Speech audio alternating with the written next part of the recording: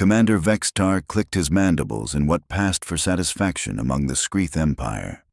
The massive viewing screen displayed their target, a lone human vessel drifting through the Outer Rim territories, apparently crippled and defenseless. His thorax vibrated with anticipation as he studied the readings from his tactical officer. "Status report, Lieutenant Kix," Vex'tar commanded, his voice carrying the authority of someone who had never lost a battle, which, to be fair, was exactly what he believed about himself. "Sir, the human vessel appears to be a cargo freighter, designation Lucky Strike. Single fusion drive, minimal armor plating, and according to our scans, only basic defensive capabilities." Kix paused, his secondary eyes blinking rapidly.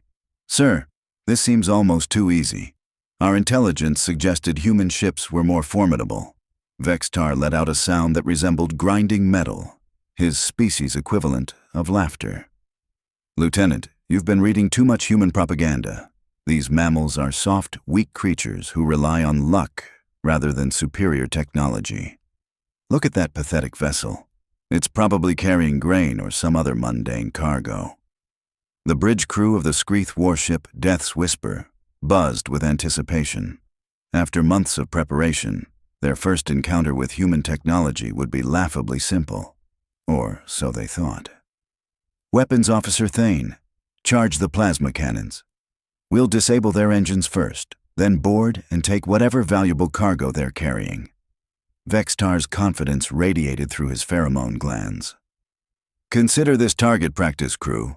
The humans won't even know what hit them."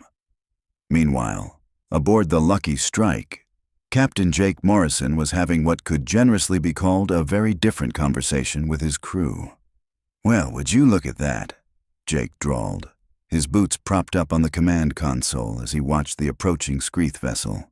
"Looks like we've got company, folks, and judging by those plasma signatures, they're not here to ask for directions." Chief Engineer Lisa Park glanced up from her console, where she'd been running what appeared to be routine maintenance diagnostics. "Should I power up the defensive grid, Captain? Or are we sticking with the harmless cargo hauler routine a bit longer?" "Oh, let's milk this for all it's worth," Jake replied, taking a sip from his coffee mug emblazoned with "Galaxy's okayest Captain." "Comms Officer Davis, open a channel to our uninvited guests. Let's see how long we can keep them guessing." Communications Officer Marcus Davis barely suppressed a grin as his fingers danced across the controls. "Channel open, sir. You're broadcasting on their frequency." Jake cleared his throat and adopted what he hoped sounded like a panicked civilian voice. "Unknown vessel. This is Captain Morrison of the merchant freighter Lucky Strike. We're experiencing critical engine failure and request assistance. Please, we have wounded aboard." The response came almost immediately, translated through their universal communication matrix. The alien voice dripped with arrogance and what Jake could only describe as gleeful anticipation. "Human vessel, you will power down all systems and prepare to be boarded. Resistance will result in your immediate destruction. You have 30 seconds to comply." Jake looked around his bridge, noting the barely contained amusement on his crew's faces. These were all veteran military personnel, handpicked for this particular mission. The Lucky Strike might look like a harmless cargo hauler, but appearances could be devastatingly deceiving. "Gee, that doesn't sound very friendly," Jake muttered, loud enough for the open channel to pick up. Unknown vessel. We're just simple merchants. We don't have anything valuable, just agricultural supplies and spare parts." On the Skreeth bridge, Commander Vex'tar's mandibles clicked with satisfaction. The human was clearly terrified, exactly as expected. These soft mammals would surrender without a fight, making this operation as simple as harvesting moonfruit from a defenseless grove. "Pathetic," Vex'tar muttered to his bridge crew. 30 seconds, and they're already begging. "Weapons Officer Thane, target their engines. One plasma burst should disable them completely." "Sir," Thane replied, his multiple arms working the targeting controls with practiced efficiency. Plasma cannons locked on target, firing in 3, 2, 1. The brilliant blue plasma bolt lanced out from the Death's Whisper, a weapon capable of vaporizing most known Starship hulls. It struck the Lucky Strike's rear section with perfect accuracy, exactly where the engines should have been completely vulnerable. And that's when things started getting interesting. Instead of the expected explosion or systems failure, the plasma bolt simply dissipated. Like a candle flame meeting a hurricane, the energy scattered harmlessly against what appeared to be some form of advanced shielding that definitely shouldn't exist on a simple cargo hauler. "What in the name of the seven moons?" Vex'tar began, his confidence wavering for the first time in cycles. "Sir." Tactical Officer Kix's voice rose several octaves, which was quite an achievement for a species with natural bass tones. "I'm reading massive energy spikes from the human vessel. Their power output just increased by approximately, by the void, by over 3,000%. The Lucky Strike, which moments ago had appeared to be a drifting, defenseless merchant vessel, suddenly blazed to life like a star-going nova. Running lights that had seemed dim and failing now burned with brilliant intensity. And what had appeared to be simple navigation equipment revealed itself to be something far more sophisticated. "Oops." Jake Morrison's voice came over the communication channel, though the tone had shifted dramatically. Gone was the panicked civilian, replaced by something that made several Skreeth instinctively reach for their sidearms. "Looks like you found our defensive grid. Hope you don't mind, but we were trying to see how long you'd buy our little performance." The transformation of the Lucky Strike was nothing short of spectacular. Hull plating that had seemed old and worn suddenly reconfigured, revealing weapon ports and sensor arrays that belonged on a military vessel. The ship's profile shifted as hidden systems extended and locked into combat configuration. "Sir," Weapons Officer Thane reported, his voice barely steady, "I'm detecting at least 47 separate weapon systems coming online. And sir, these aren't standard human armaments. I'm reading energy signatures I've never seen before." Commander Vex'tar felt his confidence evaporating like morning dew on a desert planet. This wasn't possible. Their intelligence had been clear. Humans were technologically inferior, relying on primitive fusion drives and kinetic weapons. What he was seeing defied every report they'd received. "Scanning Officer Zek, run a full analysis on that vessel immediately," Vex'tar commanded, his mandibles clicking rapidly in what his crew recognized as barely controlled panic. "Sir, I can't get clear readings. They're using some kind of multi-spectrum jamming that's interfering with our sensors. But from what I can determine, that ship has energy shielding comparable to our most advanced battlecruisers and weapons that—" Zek paused, rechecking his instruments. "Sir, some of these weapon signatures don't match anything in our database." Jake Morrison's voice crackled over the communication channel again, and this time there was no mistaking the dangerous amusement in his tone. "You know, Commander Vex'tar, oh yes, we know who you are. You really should have done better research before deciding to attack a human vessel." The fact that the humans knew his name sent a chill through Vex'tar's entire exoskeleton. How was that possible? The Death's Whisper was operating under strict communication silence, and they were light years from any major shipping lanes. "Chief Engineer Park," Jake continued, apparently addressing his own crew but ensuring the Skreeth could hear every word. "What's our combat readiness status?" "All systems green, Captain," came the cheerful reply. "Quantum torpedoes are loaded and ready, plasma cannons are charged to full capacity, and the new graviton pulse generators are showing optimal performance parameters. Oh, and the experimental temporal displacement field is standing by if things get really interesting."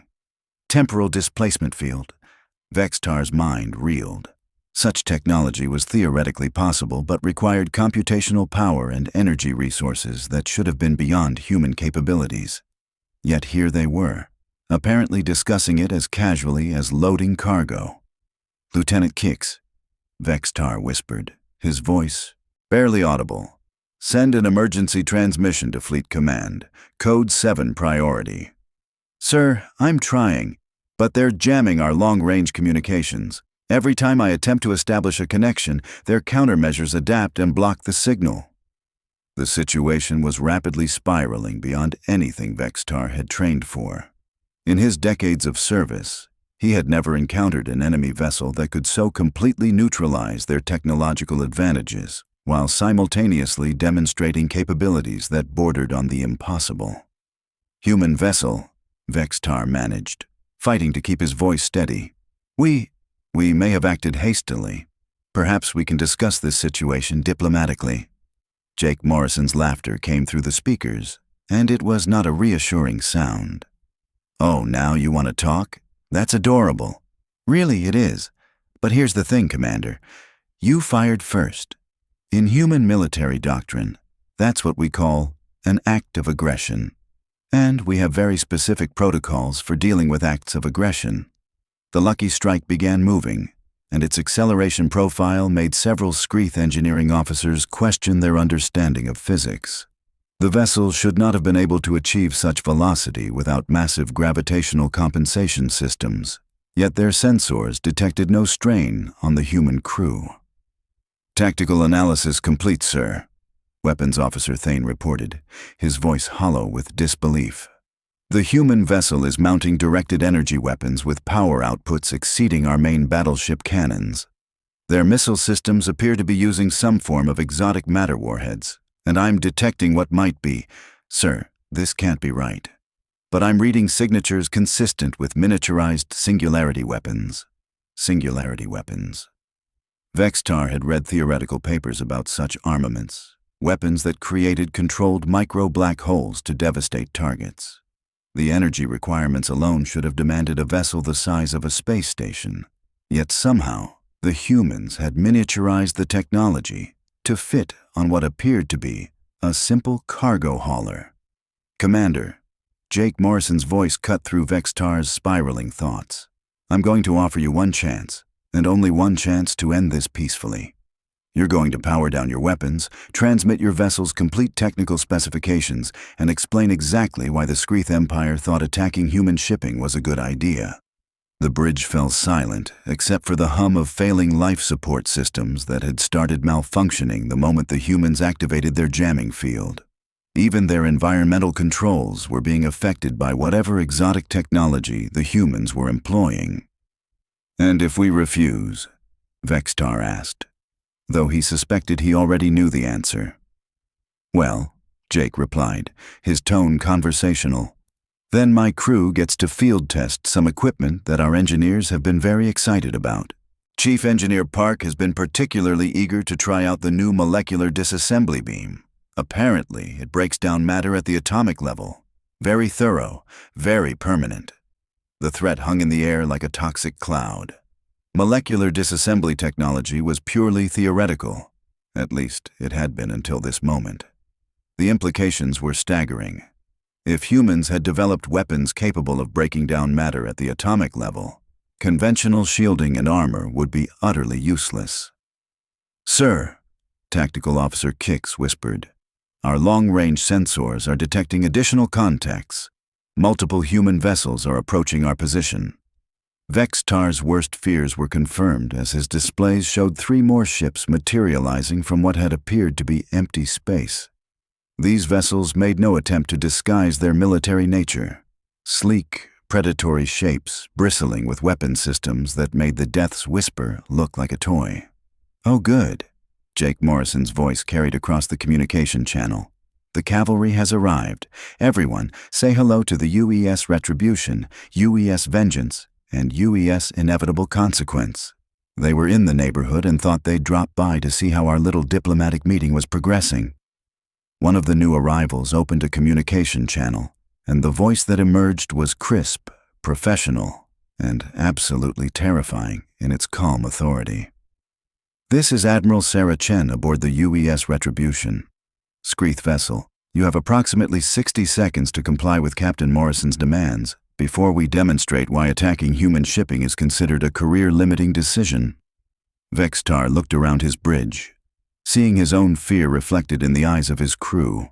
They had stumbled into something far beyond their understanding or capability to handle. What had seemed like a simple raid against primitive humans had revealed itself to be an encounter with technology that bordered on the miraculous. The 60-second countdown had begun, and Commander Vex'tar realized that everything the Skreeth Empire thought they knew about humanity was about to change forever. The 60-second countdown felt like an eternity to Commander Vex'tar. His exoskeleton was practically vibrating with terror as he watched the human fleet maintain perfect formation around his vessel. The Death's Whisper, once the pride of the Skreeth Third Fleet, now seemed laughably inadequate against these mysterious human ships. 30 seconds remaining, Admiral Chen's voice announced with the precision of a chronometer. I suggest you make your decision quickly, Commander. My weapons officers are getting restless, and frankly, they've been looking forward to testing our new toys. Lieutenant Kix leaned over to his commander, whispering urgently, Sir, our power core is showing signs of instability. Whatever jamming technology they're using is interfering with our fusion containment fields. If this continues, we risk a catastrophic failure. Perfect. Not only were they outgunned, outmaneuvered, and completely outclassed, but their own ship was slowly killing them. Vex'tar wondered if there was a manual somewhere titled, How to Completely Humiliate Yourself in Front of Superior Alien Technology. Because he was certainly writing the definitive chapter. Admiral Chen, Vex'tar transmitted, his pride crumbling like ancient stone. We surrender. The Skreeth vessel Death's Whisper formally yields to human authority. The response came not from Admiral Chen, but from Captain Morrison aboard the Lucky Strike. His tone was almost disappointingly cheerful. Well, that's refreshing. Usually takes at least 3 demonstrations of superior firepower before anyone admits defeat. Chief Engineer Park is actually a little disappointed. She was really hoping to test that molecular disassembly beam. Maybe next time, came Park's voice in the background, sounding genuinely sad about missing the opportunity. Now then, Admiral Chen's voice cut through the conversation like a precision laser. Let's discuss the terms of your surrender. First, you'll transmit all tactical data regarding Skreeth fleet movements, technology specifications, and military installations. Second, you'll explain exactly why your empire decided human shipping looked like easy prey. Vex'tar felt his mandibles clicking involuntarily. Transmitting military secrets was tantamount to treason, but the alternative seemed to be molecular disintegration, which was arguably worse for his career prospects. Admiral, I cannot transmit classified military information. My oath to the Empire forbids. Oh, that's adorable, Captain Morrison interrupted. He thinks he still has negotiating power. Admiral, should we show him the footage from the hegemony incident last month? Excellent idea, Captain. Skreeth vessel, we're transmitting visual records of our encounter with the Altarian hegemony. They also believed human ships were easy targets. The main screen flickered to life, showing what appeared to be the aftermath of a naval battle. Except calling it a battle was generous. It looked more like what happened when a fusion bomb met a paper airplane. Twisted metal debris floated in space, and Vex'tar could make out the distinctive hull markings of Altarian heavy cruisers. The Altarians brought 12 battleships to attack a single human diplomatic vessel, Admiral Chen explained conversationally. The engagement lasted approximately 4 minutes and 37 seconds. That includes the time we spent asking them politely to surrender. Scanning Officer Zek studied the footage with growing horror. Sir, those are Altarian Devastator-class battleships. Each one carries enough firepower to level a small moon. How did a single human vessel? Trade secrets, Captain Morrison replied cheerfully. Though I will say our diplomatic corps takes a very dim view of attacks on unarmed vessels. They tend to authorize rather creative responses. Vex'tar stared at the debris field, trying to process the implications. The Altarian hegemony possessed some of the most advanced military technology in the galaxy. If humans could reduce their entire battle fleet to scrap metal in under 5 minutes, what hope did the Skreeth Empire have? I believe you're beginning to understand your situation, Admiral Chen observed. Now, shall we continue with those military specifications, or would you prefer to join the Altarians in their current state of molecular dispersion? The choice, such as it was, became crystal clear. Vex'tar began transmitting everything he knew about Skreeth military capabilities, fleet positions, and strategic plans. With each data packet sent, he felt another piece of his warrior's pride crumble away. "Fascinating," came Chief Engineer Park's voice as she analyzed the incoming data. "Their plasma cannon technology is actually quite sophisticated, just poorly implemented. And their shield harmonics are vulnerable to a simple phase variance adjustment. No wonder our initial shot went right through." "Ma'am," Vex'tar interrupted, desperate to salvage some small portion of dignity. "If I may ask, how did humans develop such advanced technology? Our intelligence suggested your species had only recently achieved faster than light travel." The silence that followed was somehow more unnerving than any threat they'd made. Finally, Captain Morrison spoke, and his tone had shifted to something almost educational. "Commander, your intelligence was correct. Humans did only recently achieve practical FTL travel, about 15 years ago to be precise. Then how?" Vex'tar began, but Morrison continued. "The thing about humans, Commander, is that we're really good at making friends. And when someone attacks our friends, we get creative about defending them." Admiral Chen picked up the explanation. "The molecular disassembly technology, gift from the Andromedans after we helped them resolve a small civil war. The graviton pulse generators came from the Rigel Collective in exchange for agricultural assistance during their famine. The temporal displacement field was developed jointly with the Centauri Federation." "You see," Morrison added, "while your empire and others like it have been busy threatening and conquering, humanity has been building alliances. Turns out, most species appreciate not being shot at for no reason. Revolutionary concept, really." The full scope of their miscalculation was becoming clear to Vex'tar. The Skreeth Empire hadn't just attacked a human ship. They'd attacked a vessel protected by technologies from dozens of advanced civilizations. Humanity hadn't developed this arsenal. They'd earned it through diplomacy and mutual assistance. "Sir," Tactical Officer Kix reported quietly, "I'm detecting massive hyperspace signatures. Multiple vessels are entering the system." The tactical display lit up like a festival celebration as ship after ship materialized from hyperspace. Vex'tar recognized some of the designs: Andromedan science vessels, Rigelian defense platforms, Centauri exploration ships, but others were completely unknown, representing species the Skreeth had never encountered. "Ah," Admiral Chen said with satisfaction, "the neighborhood watch has arrived. Commander, I'd like you to meet the Galactic Cooperative Defense Network. When one member species is attacked, well, everyone takes it personally." A new voice joined the communication channel, speaking in flawless Skreeth despite clearly belonging to a non-Skreeth species. "This is Defense Coordinator Thexara of the Andromedan Fleet. Skreeth vessel, your Empire's unprovoked attack on our human allies has been noted and recorded. This incident will be reported to the Galactic Council within the hour." Another voice, this one carrying the distinctive harmonic resonance of a Rigelian speaker.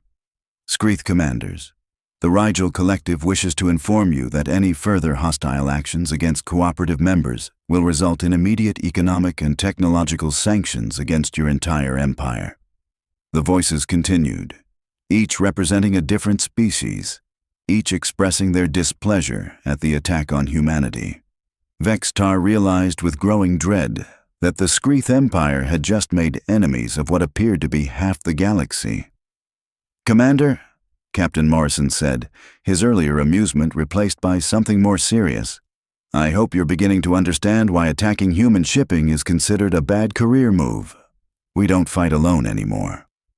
"The Galactic Cooperative has a standing policy," Admiral Chen explained. "Attack one member, face all members. Your empire just declared war on approximately 47 different civilizations simultaneously. Congratulations on that tactical brilliance." Vex'tar felt his legs give way beneath him. 47 civilizations. The Skreeth Empire, for all its military might, commanded perhaps a dozen star systems. They had just antagonized a coalition that spanned hundreds of sectors. What happens now?" Vex'tar managed to ask. Well, Morrison replied thoughtfully, that depends on your empire's response. If they're smart, they'll issue a formal apology, offer reparations, and join the cooperative. If they're stupid, well, let's just say the Altarians chose poorly. The choice is yours, Commander, Admiral Chen added. You'll be escorted back to Skreeth space to deliver our message. Your empire can choose diplomacy or face the consequences of their aggression. But I strongly suggest they choose quickly. Patience isn't infinite, and some of our allies have very long memories.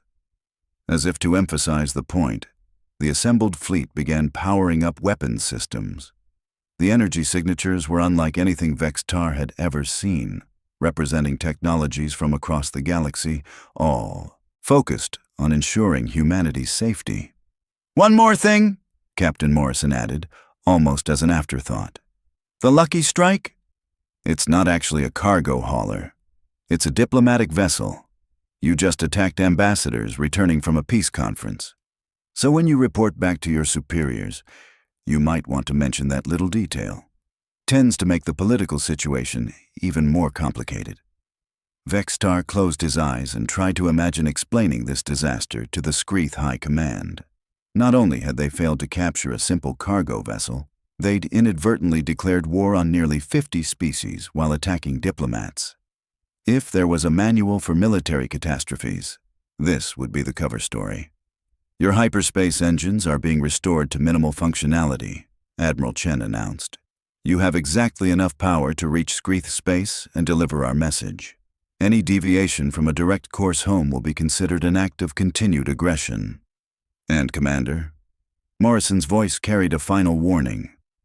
When you get home, you might want to suggest that your empire invest in better intelligence gathering.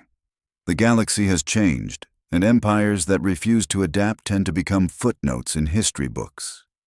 As the Death's Whisper limped away from the confrontation, its crew silent with shock and defeat, Vex'tar couldn't help but wonder how many other primitive human vessels were actually diplomatic ships in disguise, protected by the combined might of the galaxy's most advanced civilizations.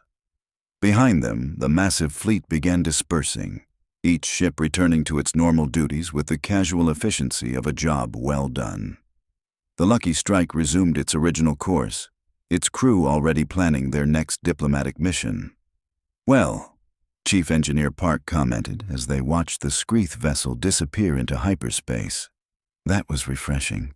Nothing like a little target practice to break up the monotony of diplomatic runs. Think they'll learn their lesson?